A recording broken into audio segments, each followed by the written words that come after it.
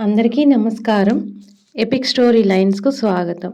ఈరోజు వేల సంవత్సరాల క్రితం అదృశ్యమైన సరస్వతీ నది గురించిన కొన్ని విషయాలను తెలుసుకుందాం.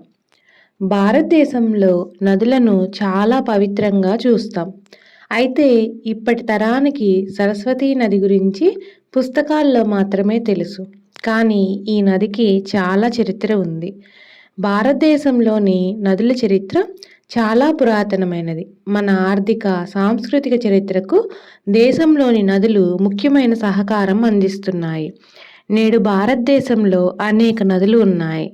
వాటిలో అత్యంత ప్రసిద్ధమైన గంగా, యమున, గోదావరి, సింధు, నర్మదా, కావేరీ నదుల గురించి మనకు తెలుసు. అయితే మనం మరో నది గురించి కూడా తెలుసుకుందాం. మన పాఠ్యపుస్తకాల్లో దాని పేరును చాలాసార్లే చదివి ఉంటాం. కానీ నిజానికి ఈరోజు భారతదేశంలో అలాంటి నది లేదు. అదే సరస్వతీ నది. పురాణాలలో అనేక నదులు, ప్రదేశాలు ప్రస్తావించబడ్డాయి. సరస్వతీ నది గురించి ఎప్పుడైనా విన్నారా? భారతదేశంలోని ఏ ప్రాంతంలోనైనా సరస్వతీ నది ప్రవహించడం మీరెప్పుడైనా చూసారా? సరస్వతీ నది చుట్టూ ఉన్న విషయాలు నేటికి పరిశోధకులను కలవరపెడుతున్నాయి. పురాణగాథగా భావించే సరస్వతీ నది వాస్తవానికి భారతదేశంలో ప్రవహించిందనడానికి పరిశోధకుల వద్ద కొన్ని ఆధారాలు కూడా ఉన్నాయి. వేదకాలంలో సరస్వతిని అత్యంత పవిత్రమైన నదిగా భావించేవారు. ఋగ్వేదంలో కూడా దీని ప్రస్తావన ఉంది. ఋషులు వేదాలను రచించారని, ఈ నది నీటిని త్రాగడం ద్వారా వేద జ్ఞానాన్ని పొందారని చెబుతారు. సరస్వతీ నది ప్రవహించడం ఇప్పటి వరకు ఎవరూ చూడలేదు. హిమాచల్లోని సిర్మౌర్ నుంచి సరస్వతీ నది అంబాలా, కురుక్షేత్ర, కైతాల్, పాటియాలా గుండా ప్రవహించి సిర్సాలోని దృష్టవతి నదిలో కలుస్తుంది. పురాణాలలో సరస్వతీ నదికి చాలా ప్రాముఖ్యత ఉంది. ఈ నది వేల సంవత్సరాల క్రితం ప్రవహించినప్పటికీ శాపం కారణంగా ఎండిపోయిందని పురాణాలు చెబుతున్నాయి. ఇప్పుడు భూమిపై సరస్వతీ నది పేరు మాత్రమే మిగిలి ఉంది. ఇది ఉత్తరాఖండ్లోని బద్రీనాథ్ సమీపంలో అలకనందా నదికి ఉపనదిగా చెబుతారు. ఈ నది వేల సంవత్సరాల క్రితం ఉండేదని, ప్రస్తుతం ఎండిపోయిందని భావిస్తున్నారు. ఇలా సరస్వతీ నది చుట్టూ అనేక రకాల ప్రచారాలు ఉన్నాయి. సరస్వతీ నది గురించిన మొదటి ప్రస్తావన ప్రాచీన హిందూ గ్రంథాలలో కనిపిస్తుంది. ఇది తర్వాతి గ్రంథాలలో కూడా ప్రస్తావించబడింది. ఒకప్పుడు హిందువులు పూజించుకునే కొన్ని నదుల్లో సరస్వతీ నది కూడా ఒకటి. శాస్త్రీయంగా చెప్పాలంటే హరప్పా నాగరికత కాలంలోనే ఈ నది ఉండేదని తేలింది. నిజానికి ఈ నాగరికతలోని అనేక ముఖ్యమైన భాగాలు సరస్వతీ నది ఒడ్డున నిర్మించబడ్డాయి. సరస్వతీ నది రామాయణం, మహాభారతాలలో వర్ణించబడింది. ప్రయాగ, గంగా, యమున, సరస్వతీ సంగమం.